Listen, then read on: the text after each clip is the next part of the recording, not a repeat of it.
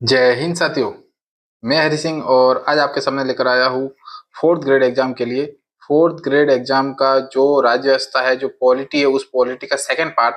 और उससे पहले मैंने एक फर्स्ट पार्ट मैंने करवा दिया, जिसके अंदर मैंने भारत के संविधान से संबंधित कुछ 50 प्रश्न रखे। फिर सेकंड पार्ट एक और किया मैंने, जिसके अंदर राजस्थान के राज्यपाल, मुख्यमंत्री और मंत्रिमंडल से संबंधित प्रश्नों को रखा है। देखिए, टॉपिक बहुत बड़े बड़े, प्रश्न जरूर कम है आपके अंदर, परंतु टॉपिक ज्यादा है।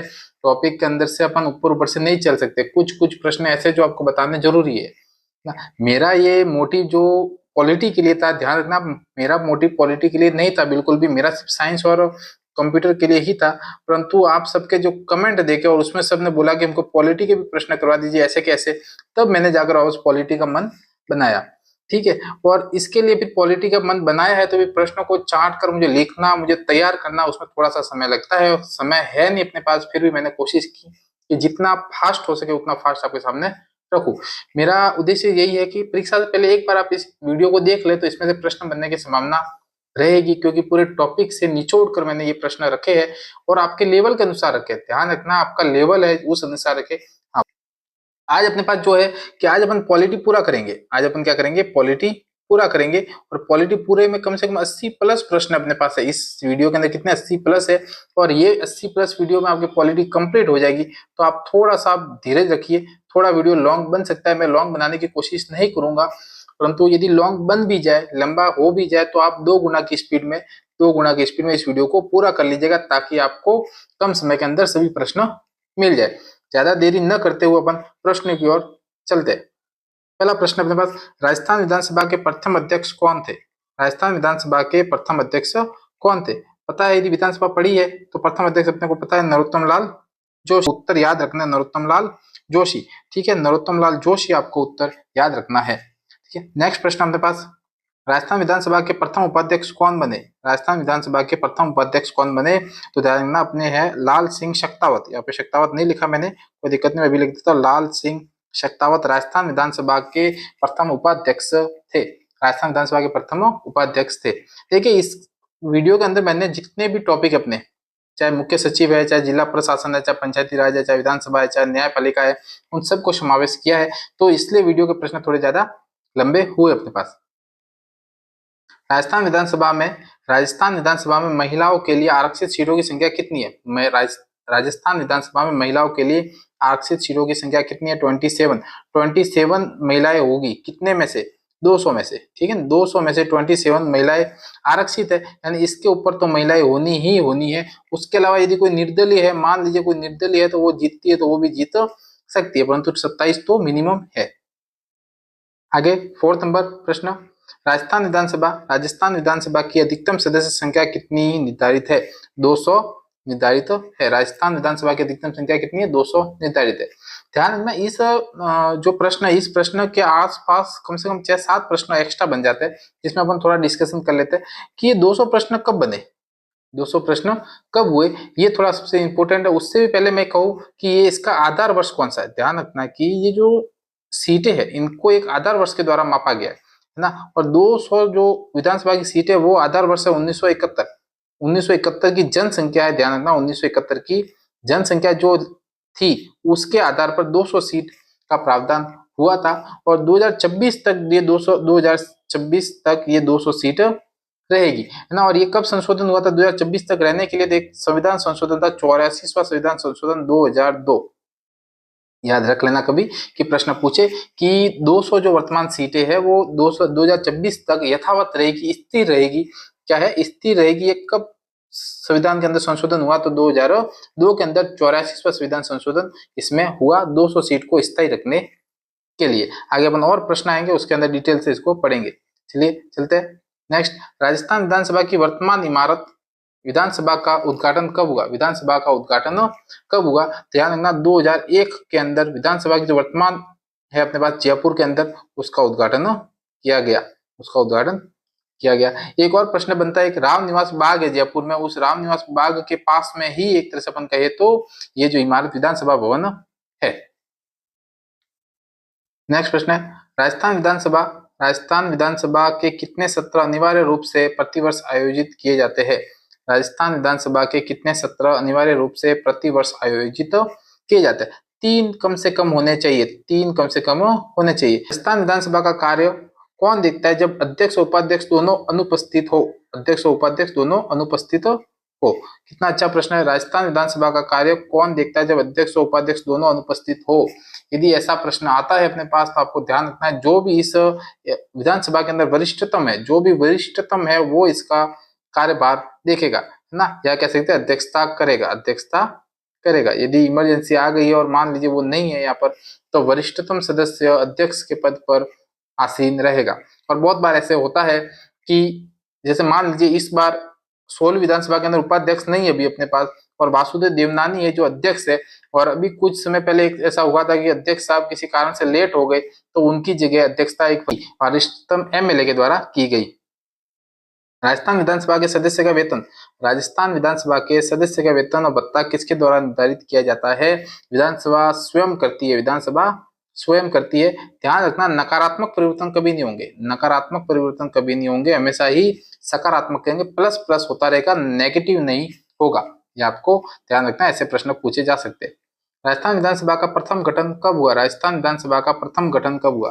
विधानसभा पूछिए और विधानसभा की प्रथम गठन पूछा है। ध्यान रखना, प्रथम गठन है 1952 के अंदर, प्रथम गठन है 1952 के अंदर। और कुछ अब मैंने अभी आपको बताने वाला था वो यही पर बता देता चलो। कुछ प्रश्न ऐसे कि मान लीजिए 1952 था, 1952 में कितनी सीटों पर चुनाव लड़े गए, 1952 में विधानसभा में कितनी सीटें थी ऐसा पूछे तो 160 थी। और कह सकते हैं फर्स्ट विधानसभा थी, फर्स्ट विधानसभा थी, ठीक है। ऐसे भी आप कह सकते हैं विधानसभा, पहली विधानसभा के अंदर 160 सीटें अपने पास थी। 1956 के अंदर, ध्यान रखना, 1956 के अंदर जब अजमेर विधानसभा, जो अजमेर के अंदर एक धारासभा थी, हरिभाई उपाध्याय जिनके मुख्यमंत्री थे, एकीकरण हुआ, उसके अंदर अजमेर, आबू, दिलवाड़ा इन सबको शामिल किया गया, तब इसके अंदर प्लस हो गए कितने? 30 प्लस होने से 190 इसमें संख्या हुई, 190 संख्या हुई 1956 के अंदर।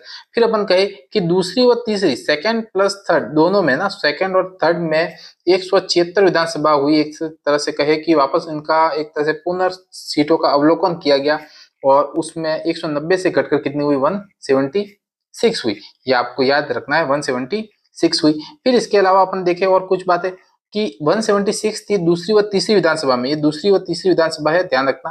फिर अपन कहे कि दूसरी व तीसरी के बाद कहे कि चौथी और पांचवी में क्या रहा? चौथी और पांचवी में, चौथी और पांचवी के अंदर क्या रहा विधानसभा? कह रहा हूं मैं, चौथी और पांचवी के अंदर 184 रही, 184 रही। और लास्ट फिर अपन कहे 6 विधानसभा है, उसमें हो गई 200, 6th विधानसभा 200 हो गई। और ये कब से? 1977 विधानसभा जब बनी थी वहां से ये चल रही है, ठीक है, 200। तो कितना अच्छा प्रश्न बना है कि वापस बता देता हूं, 1952 के अंदर, 1952 के अंदर कितना रहा? 160 रही। फिर 1956 के अंदर बढ़ गई, क्योंकि वो अजमेर वाली विधानसभा थी, वो इसके साथ हो गई तो 190 हो गई। फिर अपन कहे कि 1956 के बाद में चौथी व पांचवी है, 1900 चौथी और पांचवी दोनों अपन कह सकते हैं, चौथी और पांचवी विधानसभा, 5th विधानसभा के अंदर 176 की गई, 6th विधानसभा के अंदर 200 की गई। ये थोड़ा क्रम अपने को याद रखना है कि कैसे कैसे अपना ये बढ़ने का क्रम रहा। नेक्स्ट प्रश्न चलते हैं अपन आगे। राजस्थान विधानसभा का पहला सत्र कब आयोजित किया गया? कब आयोजित किया गया पहला सत्र? तो ध्यान रखना, पहले अपने को पता है कि राजस्थान विधानसभा कब पहली सत्र, या कह सकते हैं पहली विधानसभा कब बनी थी, तो 29 मार्च 1952 को, 29 मार्च 1952 को टीकाराम पालीवाल कह सकते हैं, या कह सकते हैं नरोत्तम लाल जोशी, को भी आप कह सकते हो। उसमें पहली विधानसभा अपने राजस्थान के अंदर गठित हुई थी, या कह सकते हैं विधानसभा का पहला सत्र बना था, चला था। नेक्स्ट प्रश्न कहते हैं राजस्थान विधानसभा के अध्यक्ष का चुनाव कौन करता है? राजस्थान विधानसभा के अध्यक्ष का चुनाव कौन करता है? विधानसभा के सदस्य करते हैं, एमएलए करते हैं। कौन करते हैं? एमएलए करते हैं। अप्रत्यक्ष चुनाव होता है, प्रत्यक्ष चुनाव नहीं होता, ध्यान रखना। या कह सकते हैं विधानसभा का अध्यक्ष एमएलए खुद होता है, और उसमें फिर एक बहुमत पार्टी और दोनों जो होते हैं वो एक चुनाव करते हैं कि इनको हम अध्यक्ष पद पर नामित करते हैं, और जितने होते हैं वो सब वोट करते हैं। आगे प्रश्न, राजस्थान विधानसभा के लिए सदस्य की न्यूनतम आयु कितनी होनी चाहिए? विधानसभा के लिए न्यूनतम आयु 21 वर्ष। न्यूनतम आयु कितनी है? सॉरी, न्यूनतम आयु कितनी है अपने पास? 25 वर्ष है। न्यूनतम आयु 25 वर्ष है, 21 वर्ष तो अपने पंचायत चुनाव के अंदर आता है। न्यूनतम आयु 25 वर्ष अपने पास होती है। एमएलए के लिए न्यूनतम आयु 25 वर्ष है। एमपी के लिए पूछे तो, एमपी यानी सांसद के लिए पूछे तो 35 वर्ष हो जाती है। ये थोड़ा इनको ध्यान रखना, 35 वर्ष हो जाती है, एमपी के लिए 35 वर्ष हो जाती है। राजस्थान विधानसभा का सर्वोच्च पदाधिकारी कौन होता है? राजस्थान विधानसभा का सर्वोच्च पदाधिकारी कौन होता है? तो राजस्थान विधानसभा का, या कह सकते हैं किसी विधानसभा का अध्यक्ष है वो सर्वोच्च पदाधिकारी होता है। उसी के नाम से सभी कार्रवाई होती है, उसी को सभी संबोधित करते हैं, ये भी ध्यान रखना। जितने भी मंत्रीगण होते हैं वो सब किसको संबोधित करते हैं? अध्यक्ष को ही संबोधित करते हैं।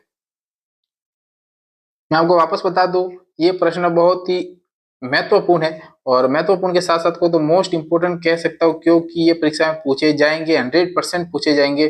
दावे के साथ कह सकता हूँ ये प्रश्न आएंगे ही आएंगे, क्योंकि मैंने एक एक टॉपिक को देख देख कर फिर मैंने अपने हाथ से लिखे हुए प्रश्न है, इसलिए आप जरूर इन प्रश्नों को देखें एक बार। और वीडियो अच्छा लगा हो तो इसको लाइक जरूर करें, इसको कमेंट करें, अपने दोस्तों के साथ शेयर भी करें, ताकि वो भी अंतिम समय में 2-4 मिनट के वीडियो देखकर भी एक तरह से अपने प्रश्नों को सही कर सके। ठीक है, इसी के बाद में जब 4th ग्रेड एग्जाम हो जाएगा उसके बाद में हर परीक्षा का मैं विश्लेषण यहाँ पे करूंगा आपके सामने।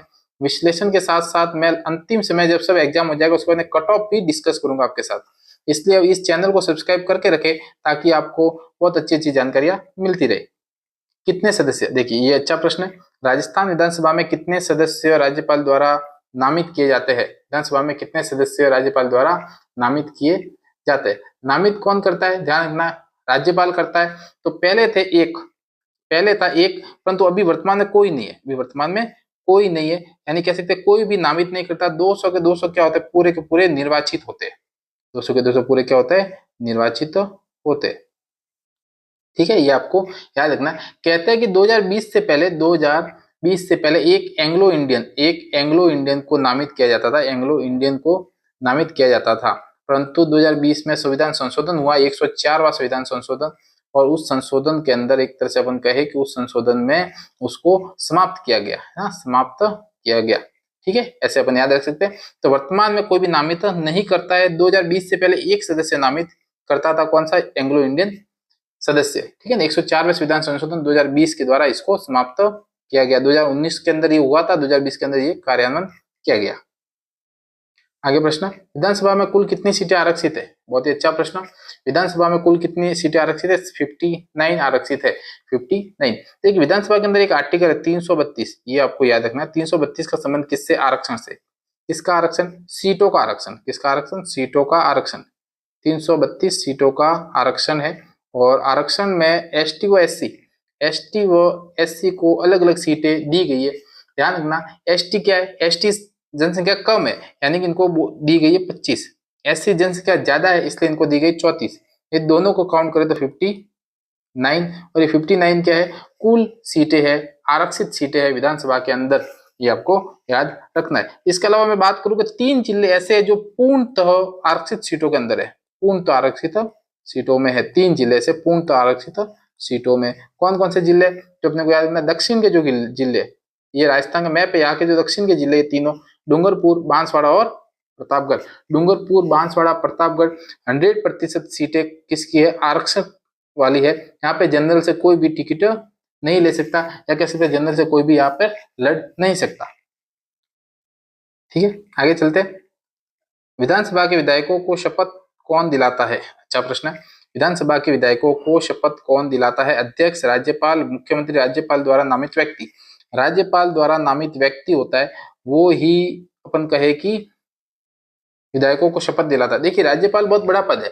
अब राज्यपाल मान लीजिए यहाँ पर तो 200 है, यूपी के अंदर 400-500 सीटें होती है, तो वहां पर 400-500 लोगों को शपथ दिलाने का इतना काम उसके पास टाइम नहीं होता, तो वो अपने द्वारा एक आदमी को नियुक्त करता है, जिसको बोलते हैं प्रोटेम स्पीकर। प्रोटेम स्पीकर, और वो प्रोटेम स्पीकर कहते हैं कि सदस्य जो होते हैं उन सब सदस्यों में से वरिष्ठतम सदस्य उसको बनाया जाता है, और वो वरिष्ठतम सदस्य ही एक तरह से इन सबको शपथ दिलाने का कार्य करता है। सिर्फ शपथ दिलाता है, ध्यान ना, उसके अलावा उसका कोई काम नहीं है। शपथ दिलाने के बाद में वो पुनः वापस अपनी जगह पर जो एमएलए है उस हिसाब से वो रह जाता है। अब इसमें प्रश्न पूछे जाते हैं कि पहला प्रोटेम स्पीकर कौन था? क्या पूछा जाता है? पहला प्रोटेम स्पीकर कौन था? तो ध्यान, महारावल संग्राम सिंह थे पहला, और उनको वो प्रोटेम स्पीकर बनाया गया था राज्यपाल के द्वारा। तो संग्राम सिंह पहले थे, ये आपको याद रखना है। वर्तमान में पूछे जाए, वर्तमान में प्रोटेम स्पीकर कौन थे?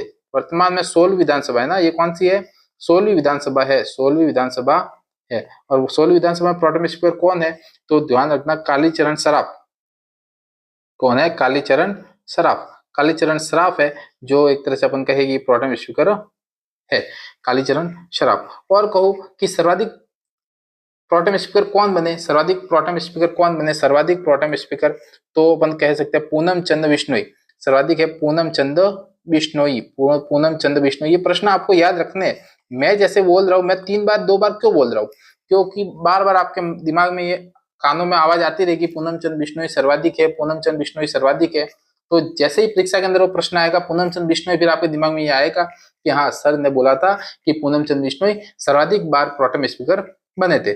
ठीक है, ये ध्यान रखना, विधानसभा के अध्यक्ष भी रहे। तो ये भी प्रश्न बनता है कि पूनम चंद बिश्नोई जो सर्वाधिक बार प्रोटेम स्पीकर बने, वो विधानसभा के अध्यक्ष भी रहे थे। ठीक है, एक प्रश्न और बनता है इस प्रोटेम स्पीकर के अंदर, मैं सब कवर करवा देता हूँ कि मुख्यमंत्री जो बना है, ध्यान रखना, जो मुख्यमंत्री और वो प्रोटेम स्पीकर भी थे, वो थे भैरव सिंह शेखावत। भैरव सिंह शेखावत, भैरव सिंह जी शेखावत प्रोटेम स्पीकर भी बने थे और मुख्यमंत्री भी बने बाद में। फिर अपन कह सकते हैं उपराष्ट्रपति भी बने ये। तो ये भी इंपॉर्टेंट प्रश्न बन जाता है कि भैरव सिंह शेखावत जो मुख्यमंत्री थे वो प्रोटेम स्पीकर भी बने थे। चलिए आगे चलते हैं, नेक्स्ट प्रश्न। विधानसभा सचिवालय का प्रशासनिक प्रमुख कौन होता है? विधानसभा सचिवालय का प्रशासनिक प्रमुख जो कहते हैं कि सब कार्रवाई करता है, जो एक तरह से अपन कहे कि नौकरशाही में प्रमुख होता है, उसको बोलते हैं विधानसभा सचिव। विधानसभा सचिव। इसमें एक प्रश्न बन सकता है अपने पास कि जब अध्यक्ष नहीं है, तो अध्यक्ष नहीं है तो विधानसभा की कार्रवाई पर हस्ताक्षर किसके होते हैं? विधानसभा सचिव के होते हैं। हस्ताक्षर विधानसभा सचिव के होते हैं। ये ध्यान रखना, बहुत ही इंपॉर्टेंट प्रश्न होता है, सबको पता होता नहीं, इसे थोड़ा अपने को ध्यान रखना है।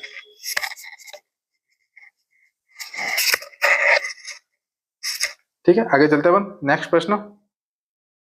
राजस्थान विधानसभा में कुल अविश्वास प्रस्ताव कितने लाए गए? राजस्थान विधानसभा में कुल अविश्वास प्रस्ताव कितने लाए गए? ठीक है, हाँ, एक और प्रश्न बोलूं मैं आपको इसके सामने, इसके पहले था एक, ये आ गया याद, हाँ, कि सचिवालय का प्रशासनिक प्रमुख अभी वर्तमान में कौन है? तो महावीर प्रसाद शर्मा है। वर्तमान में कौन है? महावीर प्रसाद शर्मा। थोड़ा ये प्रश्न याद रख लेना, कभी पूछे महावीर शर्मा भी लिख दोगे तो कोई दिक्कत नहीं, महावीर प्रसाद शर्मा भी लिखोगे तो भी कोई दिक्कत नहीं, आपको महावीर शर्मा याद रखना है। वर्तमान में प्रशासनिक प्रमुख है, विधानसभा सचिव है, कह सकते हैं विधानसभा सचिव कौन है? महावीर शर्मा प्रसाद या प्रसाद शर्मा। आगे राजस्थान विधानसभा में कुल अविश्वास प्रस्ताव कितने लाए गए? 13 अविश्वास प्रस्ताव अभी तक लाए गए, 13 अविश्वास प्रस्ताव लाए गए। अब अविश्वास प्रस्ताव लाते किसके लिए? सरकार को गिराने के लिए, सरकार को ध्यान रखना गिराने के लिए। और उसमें अपन कहे कि पहली बार किसके सामने लाया था ये? पहली बार टीकाराम पालीवाल के द्वारा पहली विधानसभा में आए थे, टीकाराम पालीवाल के द्वारा पहली विधानसभा के अंदर ये हुआ था 1952 के अंदर। और सर्वाधिक किसके खिलाफ प्रश्न आता है, सर्वाधिक किसके खिलाफ अविश्वास प्रस्ताव लाए गए? मोहनलाल सुखाड़िया के खिलाफ, मोहनलाल सुखाड़िया के खिलाफ। ठीक है, और आपको पता है मोहनलाल सुखाड़िया जी सर्वाधिक समय तक मुख्यमंत्री रहने वाले भी व्यक्ति है। नेक्स्ट प्रश्न अपने पास, वर्तमान 16 विधानसभा के अध्यक्ष पद पर कौन है? ये देखिए प्रश्न आ गया, 16 विधानसभा के अध्यक्ष पद पर कौन है? कैलाश चंद मेघवाल, सीपी जोशी, वासुदेव देवनानी। तो इसका आंसर है वासुदेव देवनानी, वासुदेव देवनानी, वासुदेव देवनानी 16 विधानसभा है, ध्यान रखना, वासुदेव देवनानी। सीपी जोशी 15वीं के थे, सीपी जोशी 15वीं के थे। और कैलाश चंद मीना थे 14वीं के, कैलाश चंद मीना थे 14वीं के थे। 14वीं 15वीं 16 तीनों याद रखने अपने को, कैलाश चंद मेघवाल, सीपी जोशी, वासुदेव देवनानी। टीकाराम जूली कौन है? टीकाराम जूली थोड़ा याद रखना, नेता प्रतिपक्ष है, नेता प्रतिपक्ष। कहते हैं कि जो सरकार नहीं बनती, जो सामने रहती है, विपक्ष में रहती है, उसका नेता कौन है? टीकाराम जूली है। नेक्स्ट प्रश्न हमारे पास, विधानसभा की प्रथम महिला अध्यक्ष कौन बनी थी? विधानसभा की प्रथम महिला अध्यक्ष कौन बनी थी? ठीक है, बनी थी, सही है, हाँ। विधानसभा की प्रथम महिला अध्यक्ष कौन बनी थी? श्रीमती सुमित्रा सिंह, श्रीमती सुमित्रा सिंह पहली विधानसभा अध्यक्ष थी, ये ध्यान अपने को रखना। अभी तक महिला एकमात्र सुमित्रा सिंह जो विधानसभा अध्यक्ष बनी थी। हाँ, किस विधानसभा में बनी थी ये भी याद रखना, 12वीं विधानसभा के अंदर। किसमें? 12वीं विधानसभा के अंदर ये बनी थी, 12वीं विधानसभा में बनी थी सुमित्रा सिंह। दिया कुमारी आपको पता है उप मुख्यमंत्री है। वसुंधरा राजे पता है मुख्यमंत्री, महिला मुख्यमंत्री पहली है अपने पास राजस्थान में। नीरू यादव कौन है? नीरू यादव नागौर के अहिल गांव की, एक तरह से अहिलवाड़ा गांव की हॉकी सरपंच, जिसको अपन कहते हैं हॉकी सरपंच है, ये अपने को नाम याद रखना है।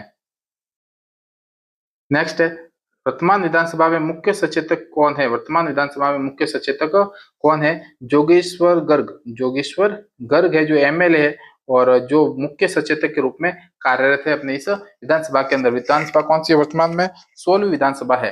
ये 16वीं है। ये बार बार मैं आपको बोल रहा हूँ ताकि परीक्षा में प्रश्न पूछे जाते हैं। 16वीं विधानसभा चल रही है वर्तमान के अंदर ना। कालीचंद श्राव मैंने बता दिया आपको, प्रोटेम स्पीकर थे इस साल के। ठीक है, वासुदेव नानी अध्यक्ष है। समाराम ग्रासिया आबू पिनवाड़ा के विधायक है। आबू पिनवाड़ा के हमारे विधायक है, लोकप्रिय विधायक है समाराम ग्रासिया, आबू पिनवाड़ा के विधायक। राजस्थान उच्च न्यायालय की स्थापना, राजस्थान उच्च न्यायालय की स्थापना कब हुई? राजस्थान उच्च न्यायालय की स्थापना पूछ रही है। देखिए अब उच्च न्यायालय आ गए अपने पास, तो उच्च न्यायालय थोड़े ध्यान रखने अपने को कि राजस्थान उच्च न्यायालय की स्थापना कब हुई। ठीक है, राजस्थान उच्च न्यायालय की स्थापना कब हुई? तो कब हुई आपको याद होगा, तो थोड़ा ध्यान रखिएगा।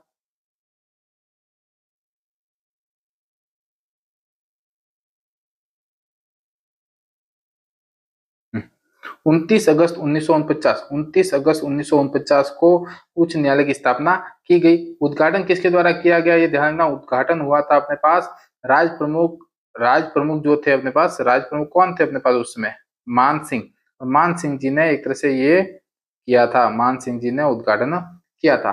ठीक है, जब उच्च न्यायालय की स्थापना की गई, जब उच्च न्यायालय की स्थापना की गई थी, तब इसकी संरचना कितनी थी अपने को याद रखना? 1+11 थी, 1+11 थी। और इसका उद्देश्य क्या था? इसका उद्देश्य पूछा जाए यदि उच्च न्यायालय का उद्देश्य, क्योंकि देखो आपके अंदर उच्च न्यायालय दिया हुआ है, न्यायपालिका दी हुई है। ठीक है, तो उच्च न्यायालय का प्रश्न बनेगा, एक प्रश्न की गारंटी है। ठीक है, तो इसका उद्देश्य पूछ सकते हैं, तो इसका उद्देश्य क्या है? न्याय सबके लिए। क्या है? न्याय सबके लिए, ये उसका उद्देश्य था, न्याय सबके लिए। तो एक प्रश्न ये भी बनता है आपके पास कि राजस्थान उच्च न्यायालय का उद्देश्य क्या है? न्याय सबके लिए। जब उच्च न्यायालय की स्थापना की गई थी 1949 के अंदर, तब कितने सदस्य या कितने न्यायाधीश व मुख्य न्यायाधीश थे? तो 1+11 इसमें थे। ठीक है, आगे प्रश्न चलते हैं। 23rd, राजस्थान उच्च न्यायालय की वर्तमान संरचना कितनी है? देखो वर्तमान आ गई, तो वर्तमान ध्यान रखना आपको, 1+49 है, 1+49 है। वर्तमान संरचना कितनी? 1+49, टोटल कितने? 50 है, जिसमें एक मुख्य न्यायाधीश होगा, 49 न्यायाधीश होंगे। और ये कब से हुई? ये 2015 से हुई है। ध्यान रखना, ये 2015 से इसमें संशोधन हुआ है, इसकी संख्या बढ़ी है, न्यायाधीशों की संख्या बढ़ी है, इसमें याद अपने को रखना है। 1+49, 1+49।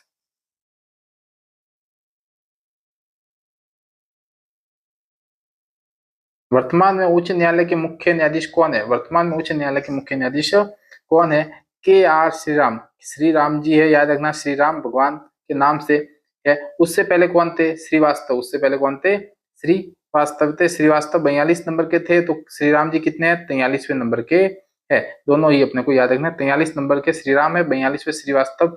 श्रीवास्तव, मनिंदर मोहन श्रीवास्तव। कौन है? मनिंदर मोहन श्रीवास्तव, ये थे पहले, मनिंदर मोहन श्रीवास्तव। ठीक है, नेक्स्ट प्रश्न, राजस्थान उच्च न्यायालय के सर्वाधिक कार्यकाल वाले मुख्य न्यायाधीश कौन थे? कौन है अभी भी? ठीक कार्यकाल वाले मुख्य न्यायाधीश कौन है? कैलाश नाथ वांचू। कैलाश नाथ वांचू। मैं थोड़ा स्पीड में इसलिए चल रहा हूँ क्योंकि प्रश्न बहुत सारे हैं, फिर आप कहोगे कि समय से ज्यादा लगा रहे हो आप, तो मैं थोड़ा स्पीड में चल रहा हूँ, फिर आप 2 गुना के अंदर देख लेना, आपकी स्पीड और भी कम हो जाएगी। ठीक है, कैलाश नाथ वांचू है जो अपन कह सकते हैं कि सर्वाधिक कार्यकाल में रहे थे मुख्य न्यायाधीश। ठीक है, हाँ न्यूनतम पूछे, मैंने प्रश्न ये भी लगाया, न्यूनतम कार्यकाल वाले मुख्य न्यायाधीश कौन है? तो सतीश कुमार मित्तल। न्यूनतम में कौन है? सतीश कुमार मित्तल। अधिकतम में कौन है? तो कैलाश नाथ वांचू। दोनों ही अपने को याद रखना कि अधिकतम यानी ऊपर रखा है, न्यूनतम यानी कि नीचे रखा है मैंने। ठीक है, आगे प्रश्न, राजस्थान उच्च न्यायालय की वर्तमान पीठ कहाँ स्थित है? राजस्थान उच्च न्यायालय की वर्तमान पीठ कहाँ स्थित है? तो आपको पता है वर्तमान पीठ कहाँ पर है? जोधपुर के अंदर है। खंडपीठ पूछे तो जयपुर में है, खंडपीठ जयपुर में है। दोनों ही, जोधपुर और खंडपीठ दोनों मिलकर राजस्थान को 2 भागों में बांट लिया है, आधा आधा जोधपुर के अंदर, आधा आधा जयपुर के अंदर। ठीक है, जोधपुर मुख्य पीठ, खंडपीठ है जयपुर के अंदर, यानी हाईकोर्ट कहां पर है? जोधपुर में। राजस्थान उच्च न्यायालय के न्यायाधीश की नियुक्ति कौन करता है? राजस्थान उच्च न्यायालय के न्यायाधीश की नियुक्ति कौन करता है? राष्ट्रपति करता है। उच्च न्यायालय के न्यायाधीश की नियुक्ति राष्ट्रपति करता है। देखो न्यायाधीश पूछा है तो राष्ट्रपति करता है, किसकी सहायता से? मुख्य न्यायाधीश की सहायता से। ठीक है, ये आपको ध्यान रखना, किसकी सहायता? मुख्य न्यायाधीश की सहायता से। यदि पूछे कि मुख्य न्यायाधीश की नियुक्ति करता है वो किसकी सहायता से करता है, तो वो कहता है कि अपन एक कॉलेजियम है, उस कॉलेजियम की सहायता से ये करते हैं। जिसमें मुख्य न्यायाधीश सुप्रीम कोर्ट का मुख्य न्यायाधीश प्रमुख होता है और उसकी सहायता इसमें ली जाती है। 28 उच्च न्यायालय के न्यायाधीश की सेवानिवृत्ति आयु कितनी है? उच्च न्यायालय के न्यायाधीश की सेवानिवृत्ति आयु कितनी है? तो 62 ईयर्स, 62 साल उसकी सेवानिवृत्ति की आयु है। न्यायाधीश 62 साल तक रह सकता है, 62 साल तक रह सकता है।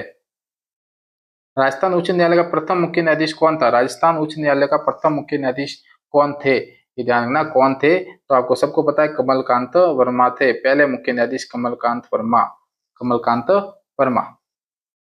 30 प्रश्न है। कुछ सूचना का अधिकार आपके अंदर दिए, उसके प्रश्न मैंने बनाए हैं, थोड़े लग सकते हैं आपको थोड़े डिफिकल्ट, बाकी सूचना का अधिकार के ऐसे ही प्रश्न आपके सामने आएंगे। पहला प्रश्न है सूचना का अधिकार अधिनियम कब लागू हुआ? कब लागू हुआ पूछा इसमें, तो ध्यान रखना 12 अक्टूबर 2005 को लागू हुआ। 12 अक्टूबर 2005 को सूचना का अधिकार आरटीआई नियम लागू हुआ। ठीक है, पहला प्रश्न है। सेकंड, सूचना का अधिकार अधिनियम किस अनुच्छेद से संबंधित है? किस अनुच्छेद से पूछा गया कि अनुच्छेद के अंदर भी इसको शामिल किया गया है?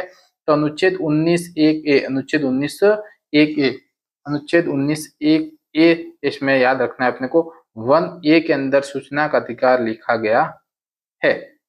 आगे नेक्स्ट प्रश्न 32, भारत में सूचना का अधिनियम किस सरकार द्वारा लागू किया गया? किस सरकार पूछी गई, देखो किस सरकार द्वारा लागू किया गया?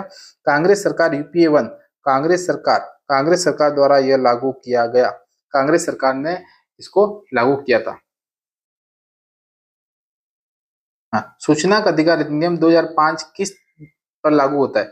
प्रश्न अच्छा, अधिकार नियम 2005 किस पर लागू होता है? किस पर लागू होता है ये पूछा गया है ना, किस पर, यानी कि ये सूचना का अधिकार यदि आदमी चाहिए, चाहे कोई लोक सेवक, चाहे कि मैं कोई सूचना मांगता हूँ, कोई सूचना मुझे चाहिए, तो वो किस किस से मांग सकता है? केंद्र सरकार पर भी लागू होता है, राज्य सरकार पर भी लागू होता है, पंचायत व स्थानीय निकाय पर भी लागू होता है, यानी कि उपरोक्त सभी पर सूचना का अधिकार नियम लागू होता है 2005। सूचना अधिकार अधिनियम के अंतर्गत नागरिक कितने दिनों में सूचना प्राप्त कर सकता है? कितने दिन पूछा गया ना, अधिकतम 30 दिन के अंदर सूचना प्राप्त कर सकता है, उसके अंदर अंदर उसको सूचना मिलनी चाहिए ही चाहिए। ठीक है, नेक्स्ट प्रश्न, जीवन और स्वतंत्रता से जुड़ी सूचना, जीवन और स्वतंत्रता से जुड़ी सूचना कितने समय में दी जानी चाहिए?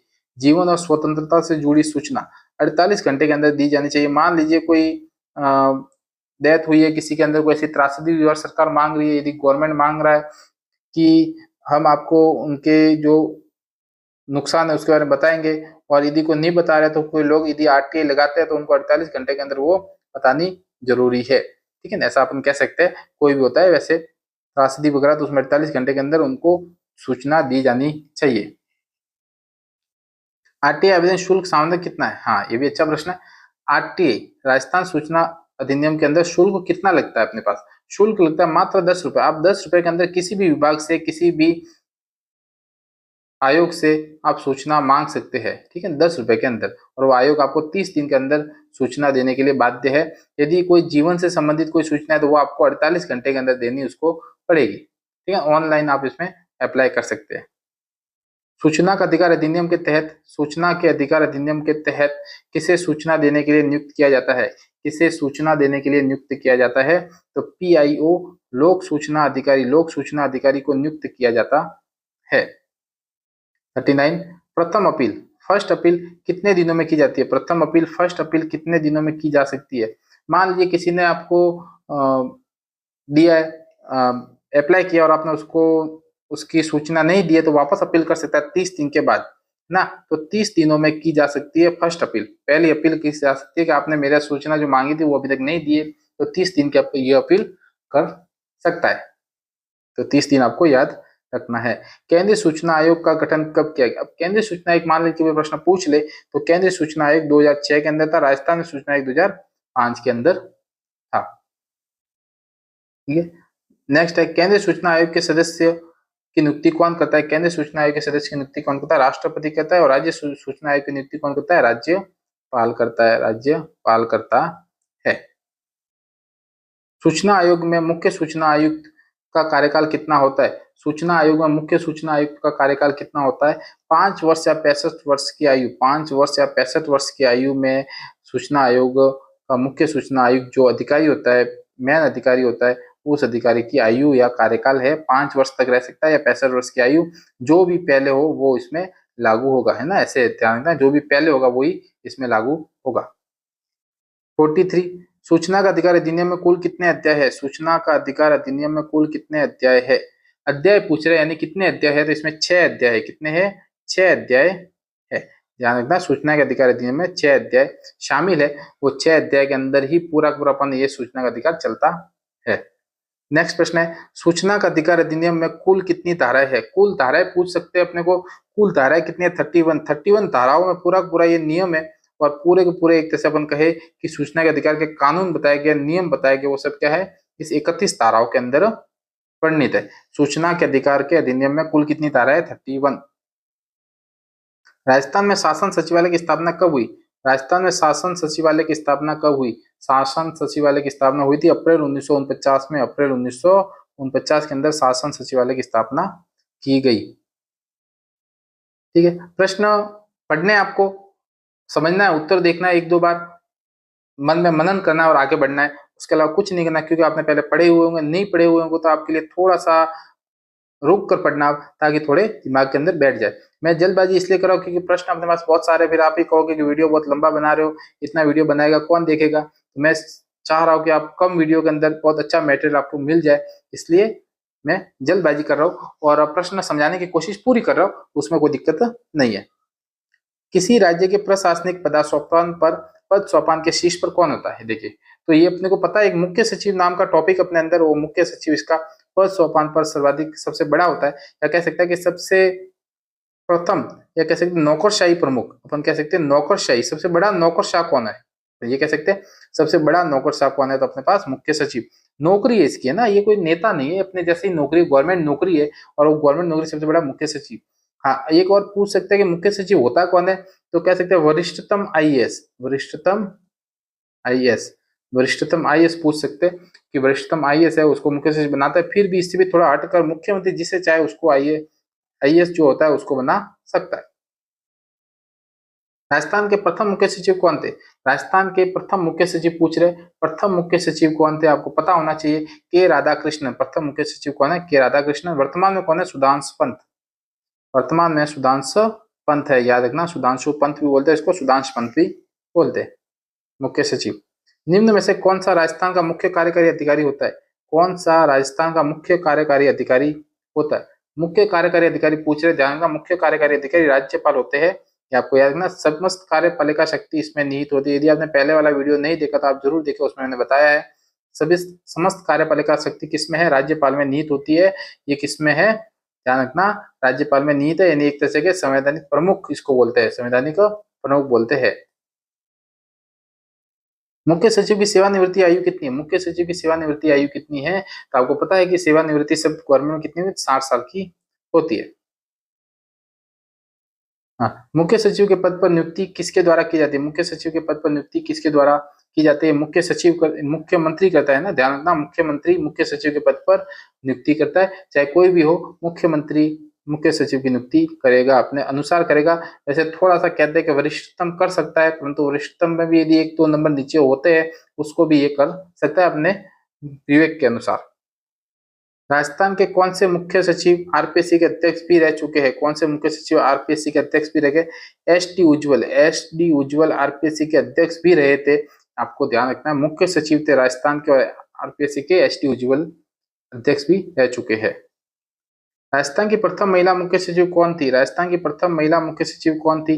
प्रश्न अच्छा, मुख्य सचिव पूछा गया, ध्यान रखना, मुख्य सचिव पूछा गया है, प्रथम महिला मुख्य सचिव ना, श्रीमती कुशल सिंह। श्रीमती कुशल सिंह प्रथम महिला मुख्य सचिव थी।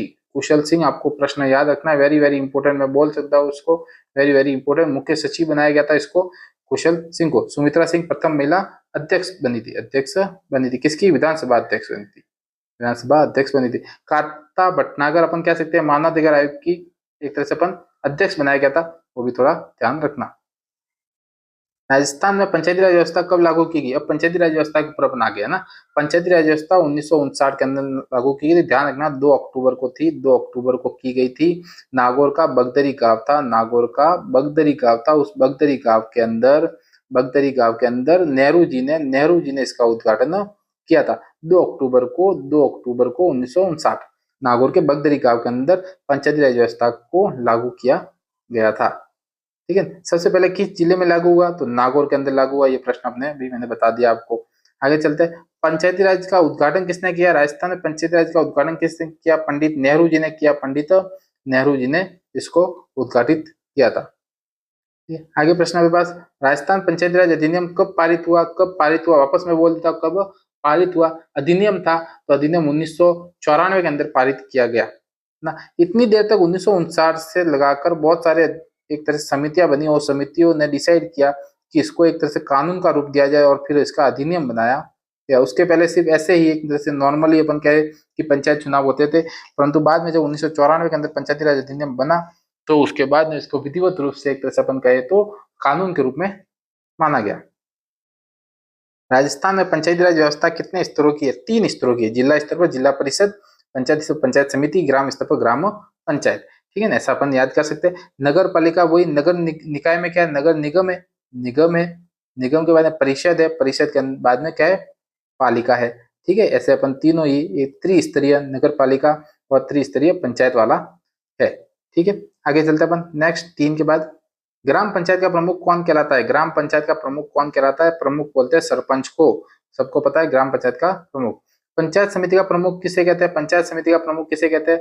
प्रधान को बोलते हैं। पंचायत समिति का प्रमुख किसको बोलते हैं? प्रधान। अब कहते हैं प्रधान का चुनाव कैसे होता है? प्रश्न बोल सकते हैं प्रधान का चुनाव कैसे होता है? तो ध्यान रखना, प्रधान का चुनाव अप्रत्यक्ष रूप से होता है। किससे होता है? अप्रत्यक्ष रूप। अप्रत्यक्ष रूप मतलब जो जो पंचायत समिति के सदस्य होते हैं वो सदस्य ही अपने में से एक प्रधान का चुनाव करते। ठीक है, आगे प्रश्न आएगा उसमें और आप डिटेल में इसको देख सकते हैं।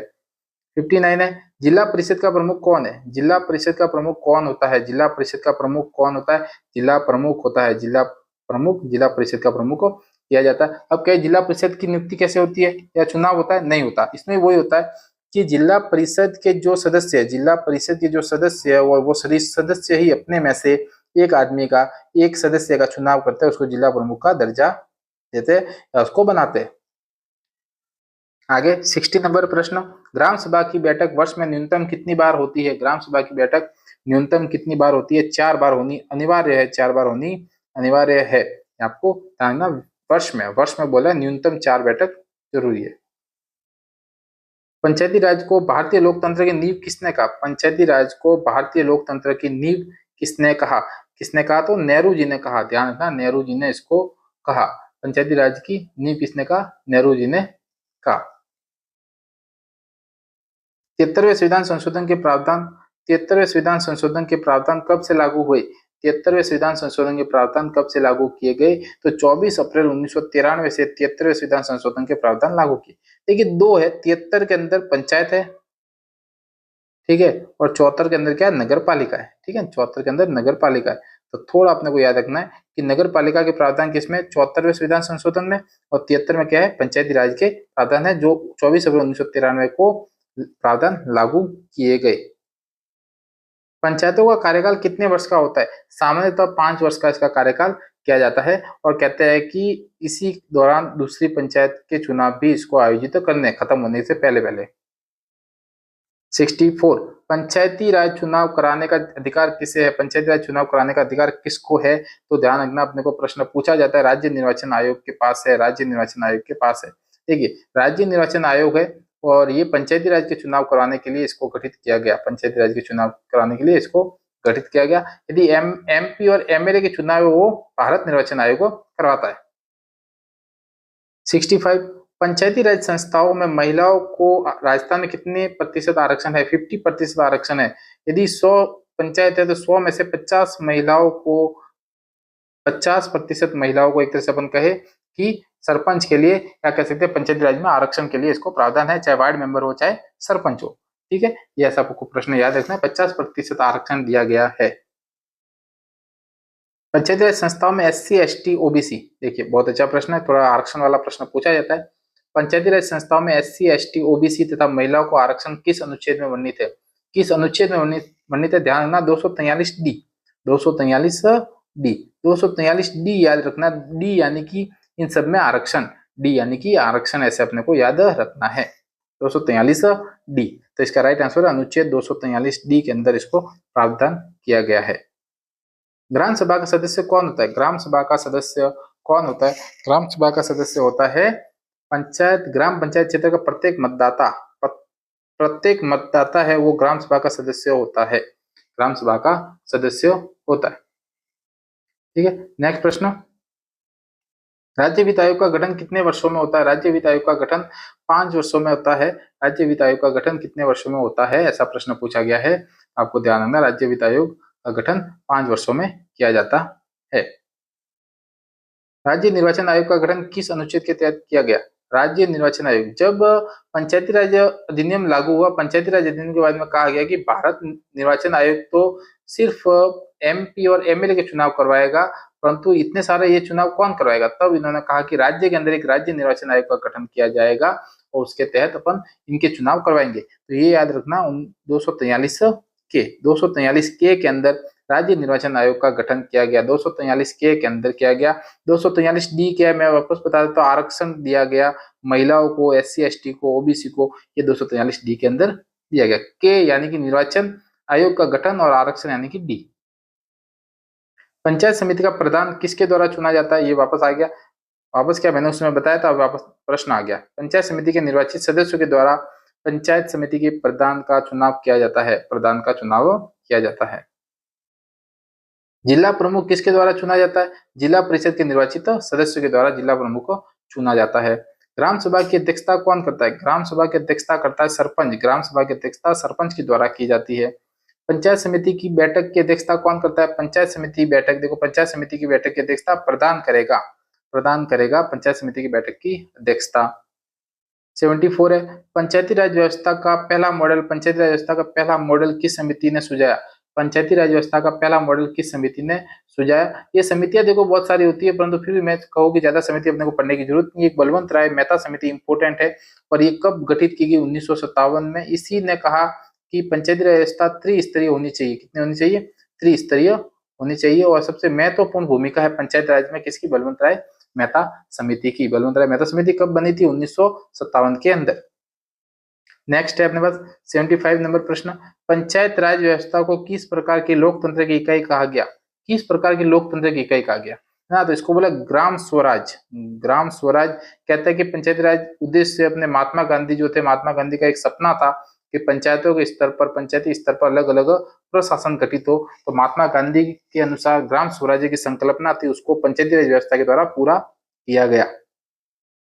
76 है, पंचायती राज संस्थाओं की देखरेख कौन करता है? पंचायती राज संस्थाओं की देखरेख कौन करता है? देखरेख पूछा गया है, तो देखरेख राज्य सरकार करेगी, राज्य सरकार ही बजट देगी, राज्य सरकार की योजना को ही पंचायती राज संस्थाओं द्वारा लागू किया जाएगा, और उसी लागू के द्वारा अपन एक तरह से कहे कि लोगों को लाभ मिलेगा।